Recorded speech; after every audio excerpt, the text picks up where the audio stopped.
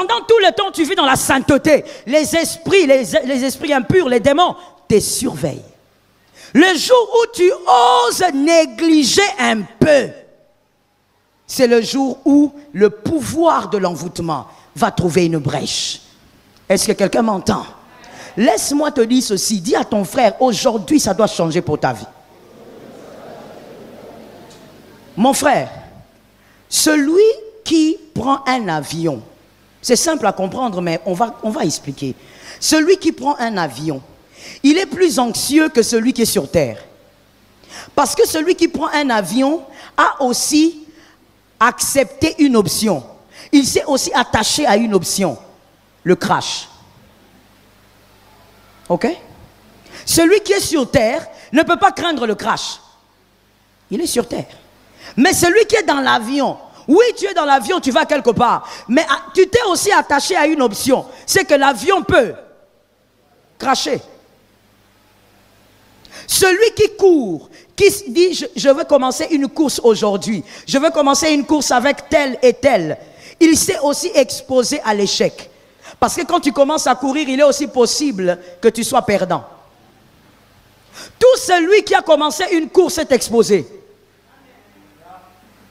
Tout celui qui s'est décidé de courir est, depuis que tu as reçu Jésus, tu es exposé. La seule chose qui te protège, c'est le fait d'avoir le Saint-Esprit en toi. Je dis à quelqu'un, et j'aimerais vraiment que tu considères que je viens là où tu es pour te dire ça. Je dis à quelqu'un, tu n'es pas gardé parce que tu pries beaucoup. Tu es gardé parce que le Saint-Esprit est en toi et il te fait grâce. Mais sinon, depuis le jour où tu as décidé de courir avec Christ, les esprits impurs sont en train de te contrôler. Ils te surveillent.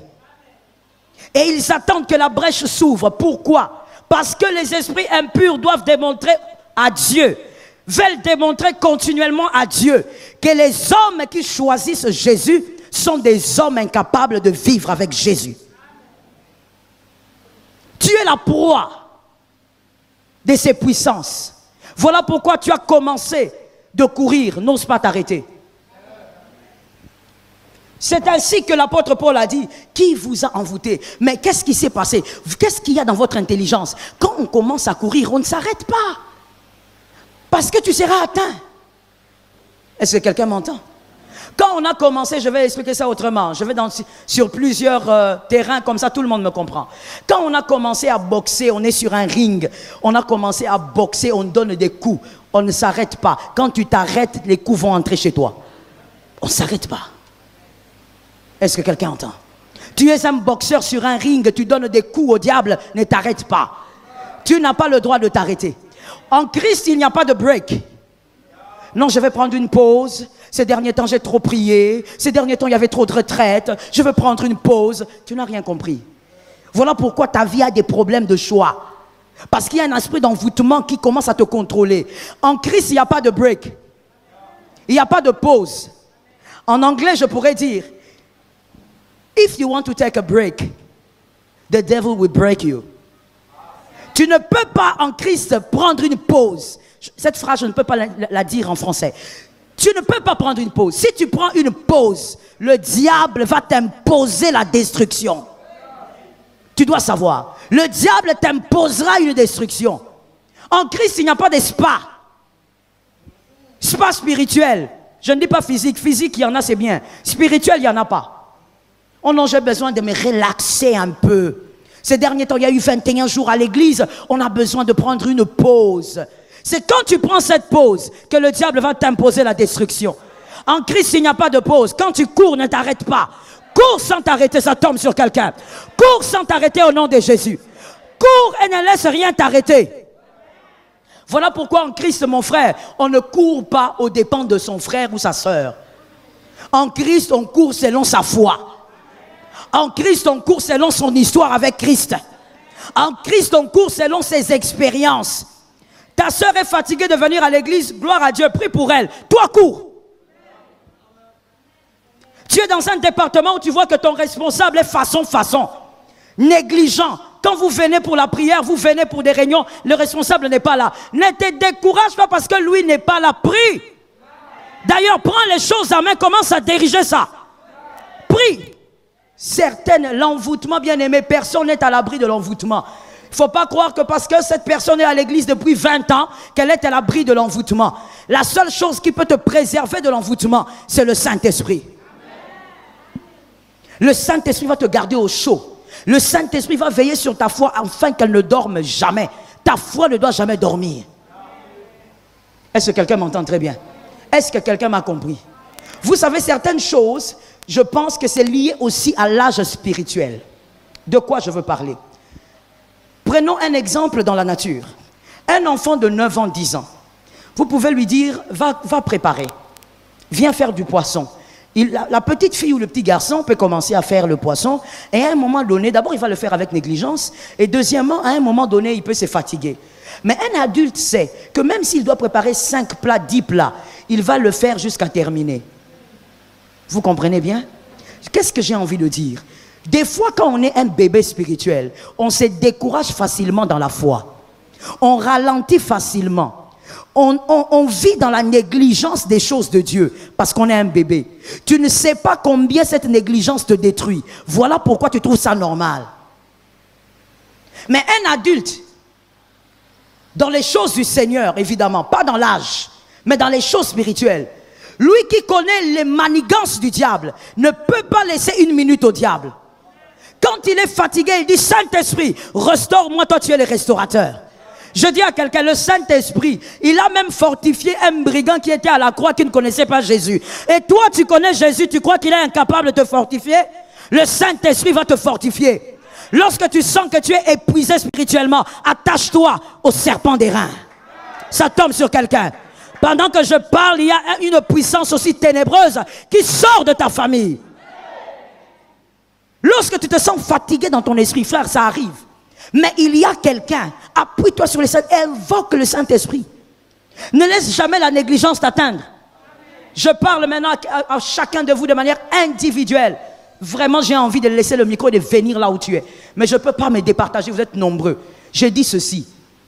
Quand tu as donné ta vie à Jésus, est-ce que tu courais comme tu cours aujourd'hui? Quelles sont les choses bonnes que le Seigneur t'avait demandé de faire, que tu as arrêté de faire? Qui t'a envoûté? Qui t'a ensorcelé? Quelles sont ces choses que le Seigneur, les vérités, pas seulement les vérités bibliques, mais les vérités que le Seigneur avait dit à toi, c'est attaché à ta destinée, que Dieu t'avait dit que tu as abandonné, tu t'es fatigué. Quelles sont ces choses que tu faisais très bien en 2019? Cette année, depuis que ça a commencé, tu ne le fais pas bien. Tu es entré dans la négligence. Qui t'a ensorcelé? On t'éloigne de la vérité, mais tu ne vois pas. C'est normal que tu ne vois pas. Un envoûté ne voit pas. Lorsque Saul est allé chez Ananias, il ne voyait pas. La Bible dit qu'il était aveugle. Un envoûté ne peut pas voir. Bien aimé, l'envoûtement va te faire épouser la femme que tu ne dois pas épouser. L'envoûtement. L'ensorcellement va te faire épouser l'homme que tu ne dois pas épouser.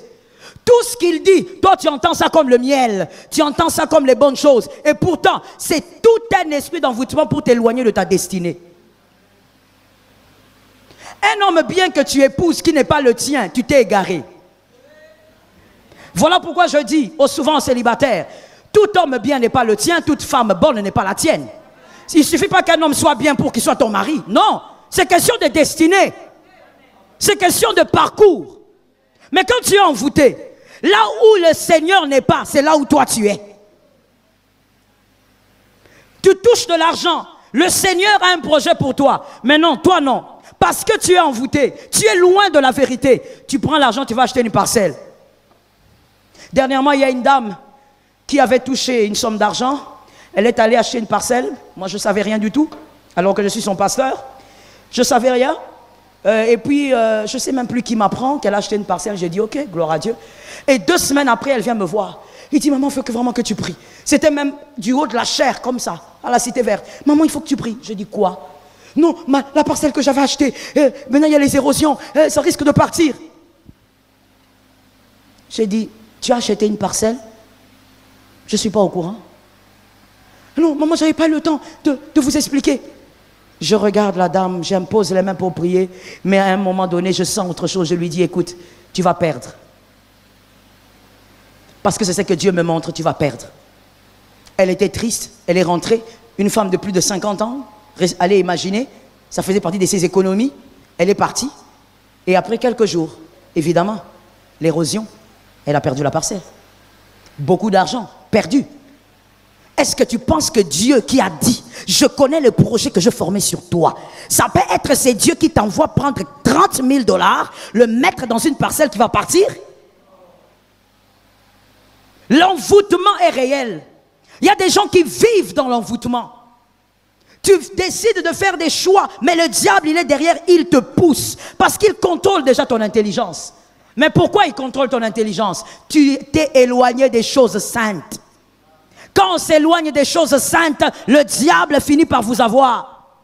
Est-ce que quelqu'un m'entend très bien? Que l'Éternel nous fasse grâce. Voici les étapes de l'envoûtement, les 3 étapes de l'envoûtement. Premièrement, il y a les désirs de vivre autre chose que Dieu.